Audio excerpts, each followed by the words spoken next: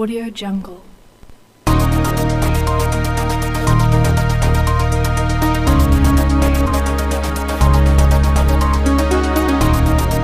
Jungle.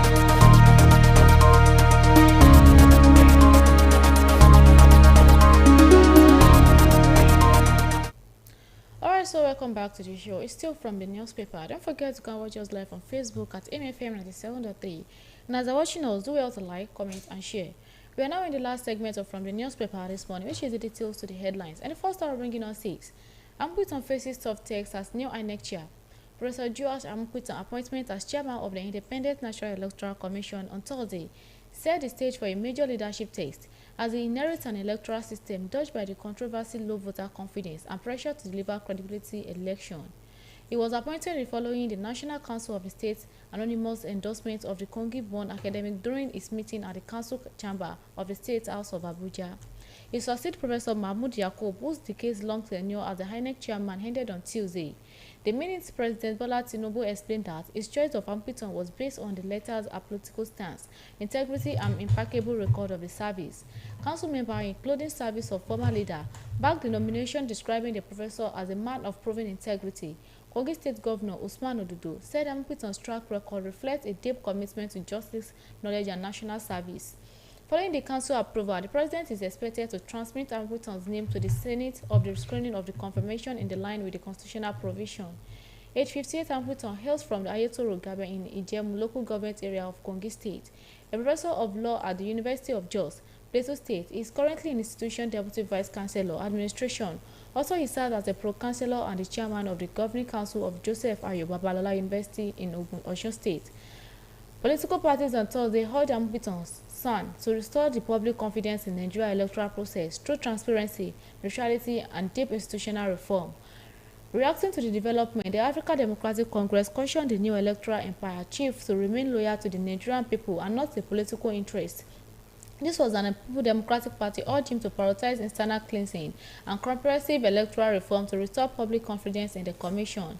The ruling All Progressive Congress, however, expressed confidence in Amputon's appointment, stating that he was chosen to merit and must demonstrate fairness, integrity, and commitment to sustaining ongoing electoral reform. In a statement on Thursday, the ADC National Publicity Secretary, Bolaji Abdullah, urged the new INEC chair to place its loyalty with the Nigerian people rather than ruling APC government. Abdullah emphasized the need to restore public confidence in the national electoral system, saying the coalition party is ready to extend nominated INEC chairman to benefit of the doubt. The coalition expressed hope and Amputon would perform better. Audio Jungle.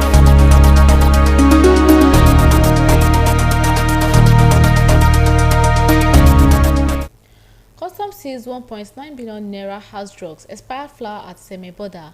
The Nigeria Customs Service Seme Area Command on Thursday said it has seized various contraband items, including illicit drugs and expired flour from Egypt, worth 1.99 billion naira between September 1st and October 9, 2025 along the Lagos-Abidjan corridor.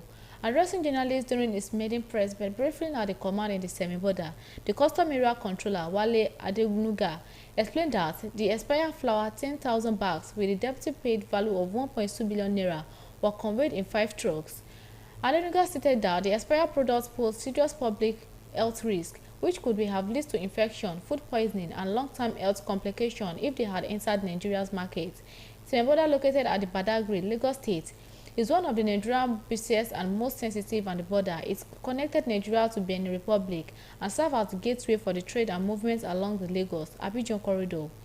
A 1,028-kilometer highway linking 5 West Africa countries, Nigeria, Benin, Togo, Ghana, Ivory Coast. The corridor carries up to 70% of the West African trade, making it both vital economic route and the hotspot for the smuggling and cross-border criminal activities.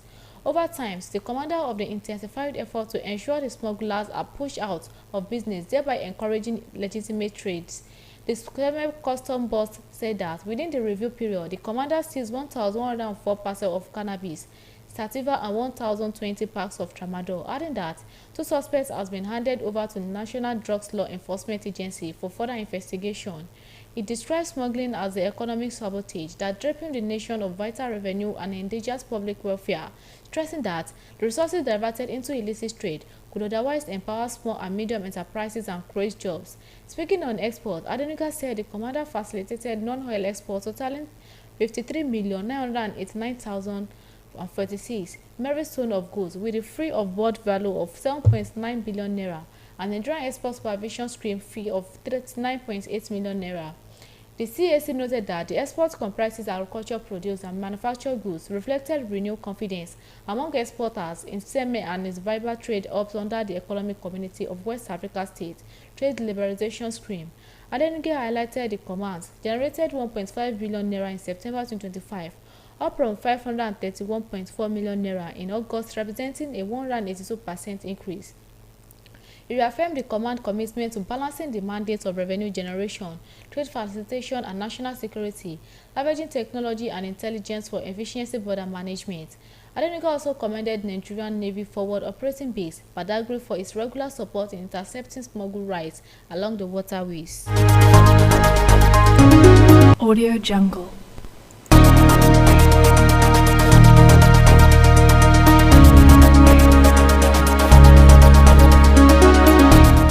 National Assembly probe NLPCL over $18 billion refinery spendings. The House of Representatives on Thursday mandates its relevant committees to investigate the non-functionality of the state-owned petrol refinery in Port Harcourt, Warri and Kaduna, despite the use of about $18 billion of their rehabilitation in the past 2 decades. The resolution of the House followed the consideration and adoption of motion moved by Lagos lawmakers Oluwasegun Wiyang during the plenary season, presided over the Deputy Speaker, Mr. Benjamin Kalu. The federal government owned the 4 petroleum refineries in Port Harcourt with 2 plants and plants each in Warri and Kaduna. Managed by the Nigerian National Petroleum Company Limited, the refinery has suffered from the plenary routine owing to factors ranging from poor administration and vandalism. A development has left the nation with the option but rely on imported refineries products. Recently, billionaire businessman Aliko Dangote ordered the chances of the refineries bouncing back were slim, even as the group chief executive officer of the NNPCL, Bayo Ojulari, stated that selling off national assets would not be ruled out. Weighing his colleagues in his support of the motion, Wingans, who represents the Badagry Federal Constituency, Lagos State, noted that the House was worried over the persistence of non-functionalities of Nigeria state-owned refineries in Port Harcourt, Warri and Kaduna. This, he said, was despite over 2 cases of the rehabilitation efforts and estimated expenditure of $18 billion to turn around maintenance with no tangible result to show. Following the adoption of the motion, the House urged its committee to petroleum resources upstream, downstream and midstream, gas resources and public access to investigate funds appropriated and disbursed for the rehabilitation of the Port Harcourt, Warri and Kaduna refineries between 2010 and 2024. Audio Jungle.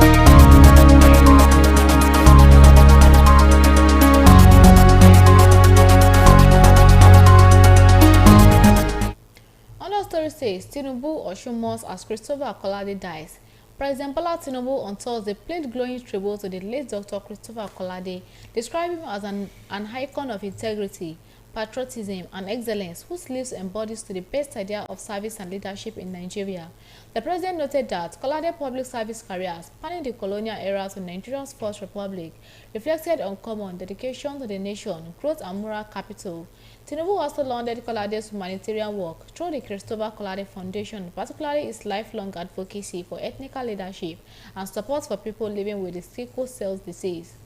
Kolade, who died peacefully on Wednesday, October 8, 2025, at age 92, was a former chairman of Cadbury Nigerian Plaza, Nigeria High Commissioner of the United Kingdom, and the perennial chairman of the Subsidy Reinvestment and Empowerment Program. He was also leading voice of ethnics, leadership, and corporate governance at the Lagos Business School. In Osun State, the ally of Erinioke, Oba Ayodeji Akintola, said the community has lost a regime whose life was devoted to the service and moral excellence. Speaking with the Punch, on behalf of Erinioke community, the monarch said he has plans to meet with the late elder statesman to discuss the town's development before news of his passing broke.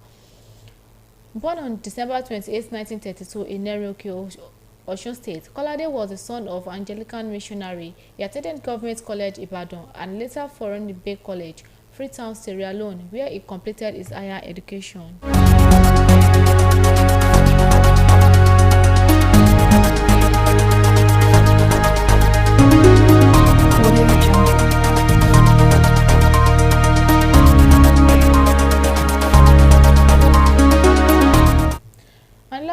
from the newspaper says Kaduna school feeding empowers women, supports local farmers, governor's aid. The special assistant to the Kaduna State Governor on schools feeding program, Dr.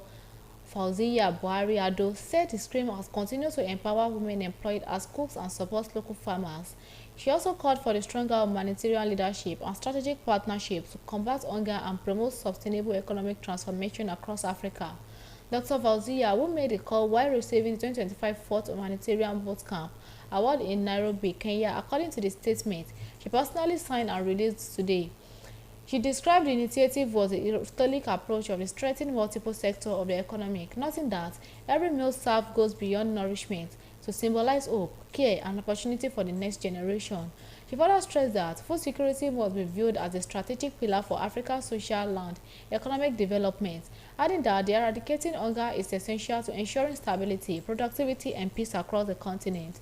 Dr. Buhari Edo also paid a tribute to the outstanding women leaders who have played pivotal roles in advancing humanitarian and leadership development across Africa. She commended Dr. Martina Nante Litua, patron of the Women Leader Network, for her foresight and mentorship, and Mrs. Deborah, the network founder, she resilience and commitment to women empowerment. The school feeding program in Kaduna